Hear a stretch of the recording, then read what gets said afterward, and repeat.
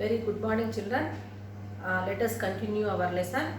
So, in yesterday's class, we were discussing about the classification which is done by biologists. So, till date, so different biologists they classified the living organisms on observing some characters, specialized characters, children.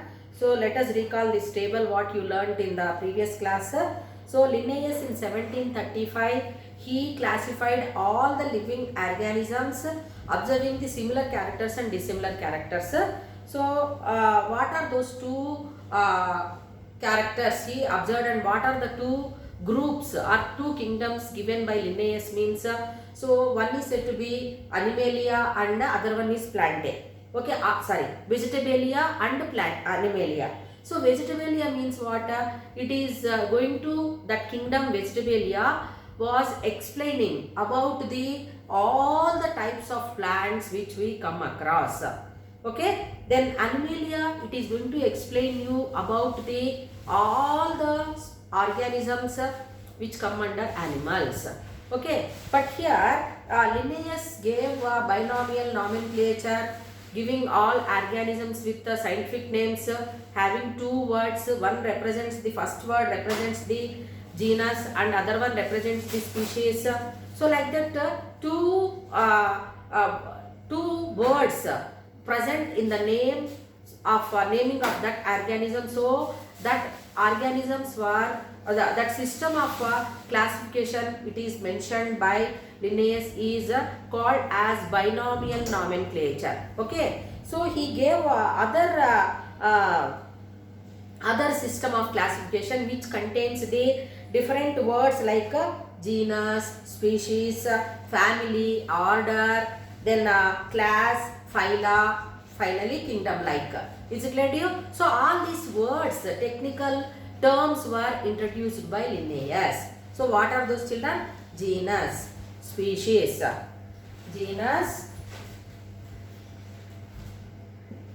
species, order, class, phyla, phyla, then kingdom, family, kingdom. So all these words were introduced by Linnaeus. Is it clear to you? So now also we are using these words genus, species, order, class, phyla, family or kingdom. So kingdom means here life, like two kingdoms he made. So what are those kingdoms here? They are going to explain what Linnaeus gave. One is said to be about plants under kingdom Vegetabilia, and about animals he gave Animalia. About animals in kingdom Animalia he gave. Okay, so these words what they are going to make you to understand. Genus is group of organisms which have less similar characters and they can never interbreed with each other. Species means more and more similar characters we can observe, but they can interbreed or they can take part in reproduction and new organisms will be produced. Then order, class, phyla, family, kingdom. So in family some more and more similar characters like they will be added. So of different groups of organisms. So like that. So later we will discuss about all the points. So here Linnaeus basically, or what is the basis of Linnaean classification means observing similar characters and dissimilar characters. So here Haeckel three kingdoms he made. What are those three kingdoms? Protista, Plantae and Animalia.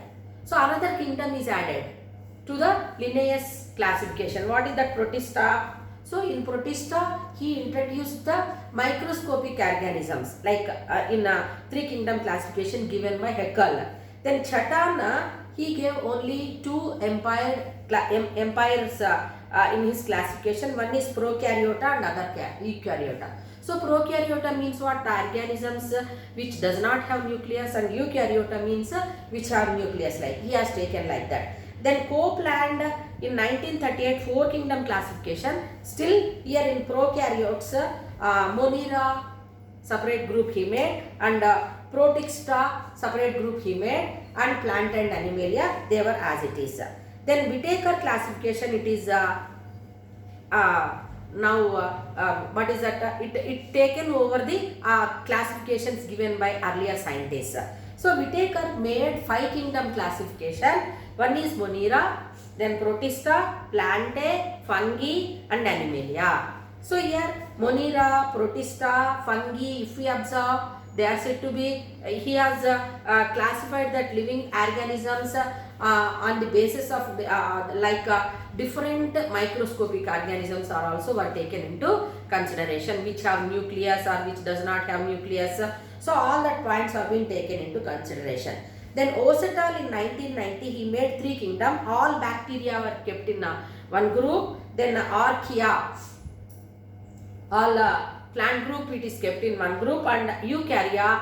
In Archaea also again that primitive plant and some other organisms were kept in that group, and Eukarya all plants or animals which have nucleus, it is made by Ocetal. Whereas Cavalier Smith in 1998 6 kingdom classification has been made. One is bacteria, all bacteria in one group. Then protozoa, all protozoans in another group. Chromista, again the plant or animal group, microscopic organisms which have very important organelle, that is chloroplast. So that is that they are kept in Chromista. Then Plantae, all plant group, they are having chlorophyll, no doubt in that. So they prepare their own food. Then Fungi, which are said to be microscopic, some are some can be seen to the naked eye. So this fungi kept in separate group again, even if they have nucleus. Is it clear to children? So all fungi kept in one group. Then Animalia, all animals are kept in another group that was given by Cavalier Smith. But whatever it may be, of that classifications given by different scientists, if we observe, Linnaeus classification is the basis for all the scientists who have given the detailed classification of organisms. Is it clear to children? So whatever it may be, Thomas Whittaker's classification, he made 5 kingdom classification. So you know that in which 3 kingdoms were added to the Animalia and plants. Okay, what are those 3? Monera, Protista and Fungi. Is it clear to you?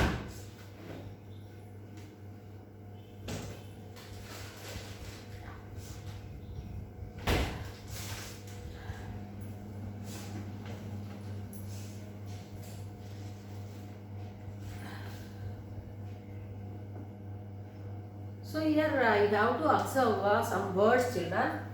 Eukaryota,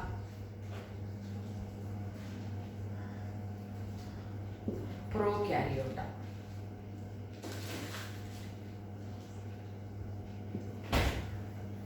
Eukaryota means the group of organisms which are having nucleus. Nucleus. If nucleus is present in the organisms, in the cells of those organisms, then that group we call it as a eukaryota. Whereas prokaryota, if you take prokaryota without nucleus, group of organisms without nucleus. For example, bacteria. Any bacteria if you take, it will any bacterium cell, it will never have nucleus. Is it clear to you? Virus also, it will not have nucleus. So they will be kept in the prokaryota group. So some scientists, they have taken into consideration a special character, that is presence or absence of nucleus. I hope you understood. Okay. So some scientists, they explained the classification by observing that whether they are single celled or multicellular. Single celled organisms which are of only one cell, like amoeba or euglena, you learnt already unicellular organisms. Whereas some others, if you take multicellular, which are made up of many cells, like that. And some other organisms, if we take like plants, if we observe, so all plants, they come under or Plantae. Okay. So these plants, how they are unique from other organisms means they are autotrophs. So what is the character taken into consideration means nutrition. So how they are going to obtain the food? How the organisms are going to obtain the food or prepare the food? So plants, they prepare their own food, so they are called autotrophs. And animals, they have to depend on other organisms. Animals. So animals are said to be heterotrophs. Heterotrophs. So here they have to depend on other organisms like plants or other organisms for their survival. So on the basis of nutrition also the classification has made. So some other group of organisms are there which feed on the dead organisms. Is it clear to you? So fungi organisms, fungi group of organisms, they feed on the dead organisms. Dead organisms. So now what do we call that type of fungi which feed on the dead organisms, and they are going to convert that dead organisms which are in complex form to the simple form by releasing enzymes. So again that one we call it as saprophytes. Saprophytes. And that nutrition also, saprophytic nutrition is also there. About that you are going to learn in 10th class. So saprophytic nutrition means what? It is a type of heterotrophic nutrition where the group of organisms are going to get nourishment from the dead organisms by releasing chemicals and converting the complex dead organisms to simple form. Is it clear to children? So they have, some they have taken into consideration nucleus, some they have taken into consideration the mode of preparing food. They have taken into consideration classification. Mode of preparing food is taken into consideration. Then, so here the 5 kingdom classification is advanced over all other classifications so far, children. So which was given by Whittaker. So what characters he has taken into consideration means he observed the different groups of animals in 5 groups. What are the 5 groups given? You know that it very well. Monera, Protista, then fungi, Plantae, Animalia. So all these characters were organisms in that groups were observed by Whittaker, and he made them into 5 kingdom classification. So here he observed the many characters were observed, like how they are going to get the food, then whether they have nucleus or not, or any other special characters are found. So all were taken into consideration and Whittaker made 5 kingdom classification. Then Whittaker's classification also was influenced by other scientists. So they 6 kingdom classification also has come, where Whittaker's classification which contains the which is having like Monera, Protista, Plantae, Fungi and Animalia, whereas Cavalier-Smith in 1998 he classified organisms, all bacteria kept in one group which do not have nucleus. All bacteria, they don't have nucleus. Then protozoa.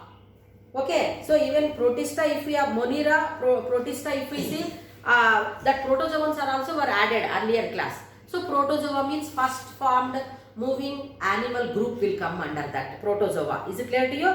Then Chromista. So this Chromista is explaining you about the microscopic organisms which prepare their own food. I hope you understood. Protozoans, they won't prepare their own food. Is it clear to you? They are microscopic. They have locomotory organs like. Whereas Chromista members, they have microscopic structure, but they have pigment which helps in preparing the food material. Then separately Plantae. So you know that what is that characteristics of plants. Then well-defined structure we are observing in plants. Then different types of tissues we are going to observe. Then what is that they can prepare their own food. All that we know. Then fungi group, saprophytes, separately it is kept, and Animalia. So like that Whittaker's classification also was overcome by the Cavalier-Smith's classification, because here the importance is given, more and more importance is given to the microorganisms.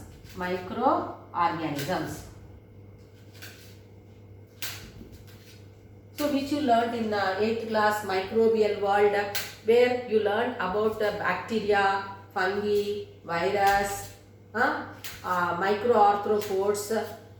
Is it not, children? So different kinds of microorganisms they came into existence. Some are having nucleus, some does not have nucleus, whatever it may be. But something different world of living organisms was studied. So what is that means? Microorganisms. The existence of microorganisms was given by Louis Pasteur.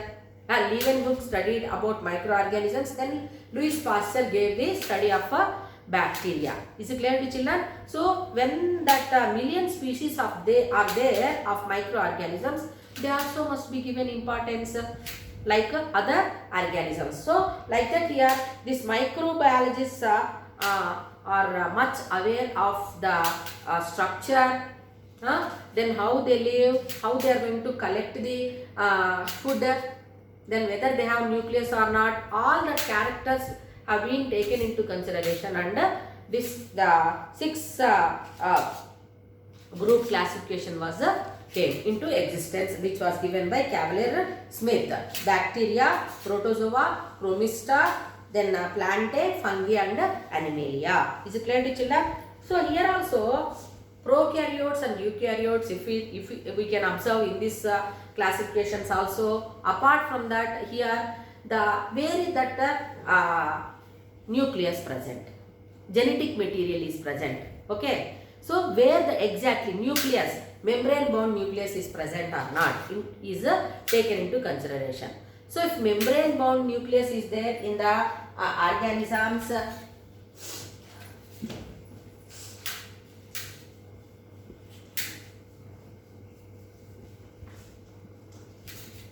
so if membrane bound nucleus is present inside that cell, for example amoeba or euglena or paramecium, you can observe the membrane bound nucleus.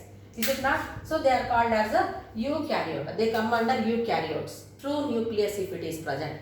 For example, bacteria, if we take bacterium, so flagella are there and cell wall and cell membrane it contains, and cytoplasm is there inside. Few cell organelles we can see, and the genetic material strands are present. DNA strands are present. Is it clear to you? So like that. So they will come under prokaryotes. So like that here characters have been taken, and these microorganisms they are unique. In what way they are unique? They can live in extreme conditions. What are those extreme conditions? They live in high temperatures, they live in very much cold temperatures, even minus degrees also, and some they live in what we can learn like what is that, hot springs, too much of hot water spring, it gushes out, no children, from the earth.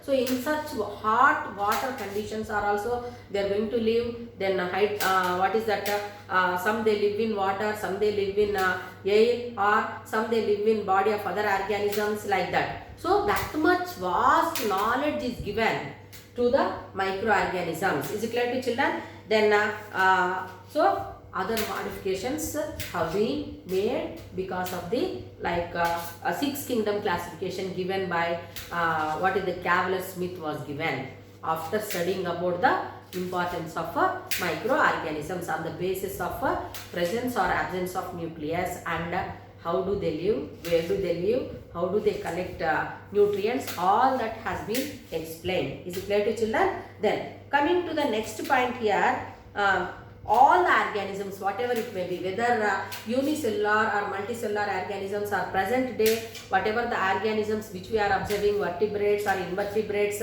they all have been evolved from one common ancestor. That we have to accept, no doubt that. Leuca, we call it as Leuca. What do you mean by Leuca? Last universal common ancestor. So the life, how it started means it started from one organism. Okay, but characters, if we see, whatever characters which were seen, they may not be seen now. Is it clear to children? So many changes, like if the variations are useful, they carry forward to the next generations, like that you learned. Is it not, children? So here Leuca means last universal common ancestor. Okay, even whatever the organisms if we see which come under vertebrata, which you are going to learn in this coming part of your lesson. So in vertebrata group, again 5 phyla are there, like fishes. First class is fish, then amphibians, then reptiles, then we can say birds, finally mammals will come. So I will write here.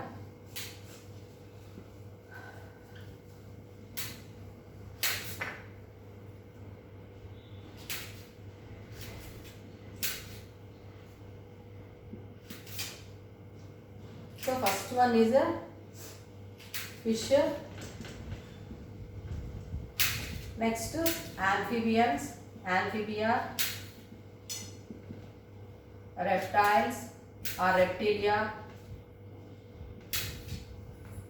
ants, finally mammals. Earlier I said one word, leuca, last universal common ancestor. So present day mammals if we see, we have to accept, we have to develop it from fish. Is it clear to you? From fish, amphibians. From amphibia class to reptilia.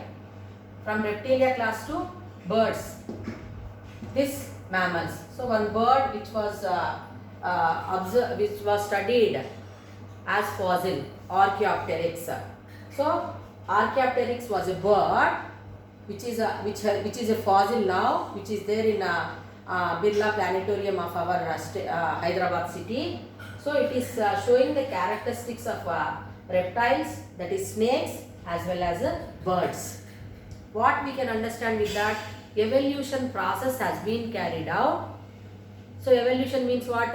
It is a slow and steady process of development of organisms from the primitive organisms to present day organisms. Okay, so that variations also you learn. Variations, if they are useful, they carry forward.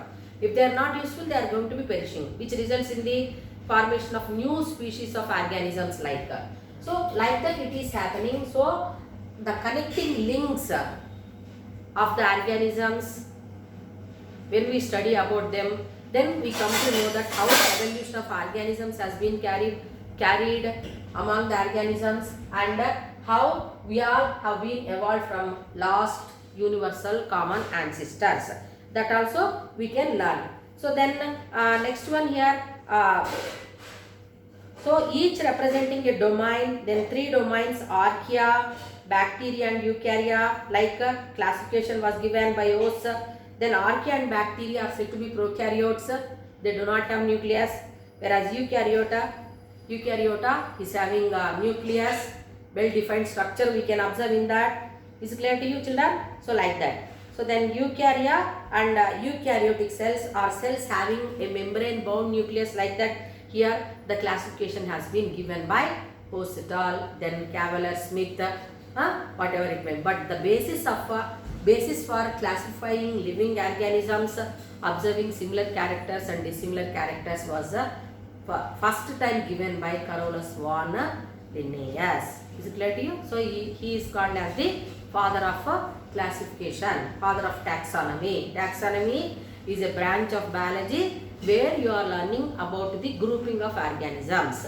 Okay, but whatever the similar characters or dissimilar characters observed by Linnaeus, that was not enough now to study the organisms. So that's why other scientists, they have given a well defined structure in classifying the organisms, with the specific character is taken into consideration. Read the lesson thoroughly, children, so that you can understand. Now we will come to the next point, that is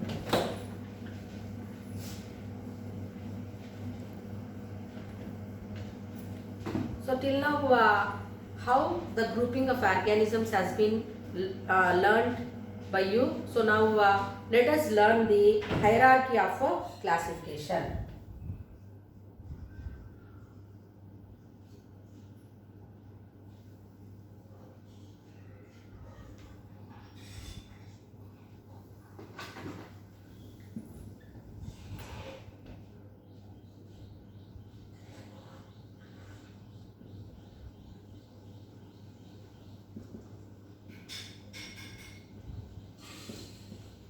Hierarchy of classification.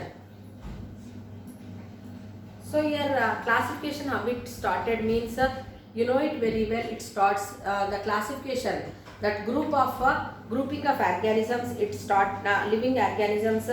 It started into domains for domains. Domain ante oka group of organisms ani artham. Okay. So how that has been made, let us learn here. You can also observe in your textbook page number 59.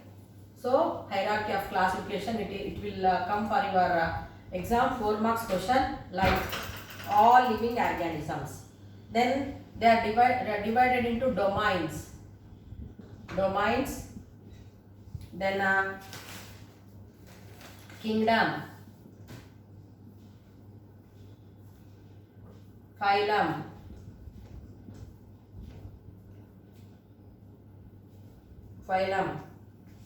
then class,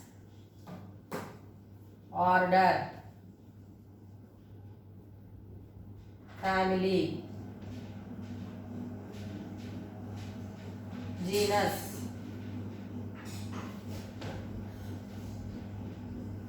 species.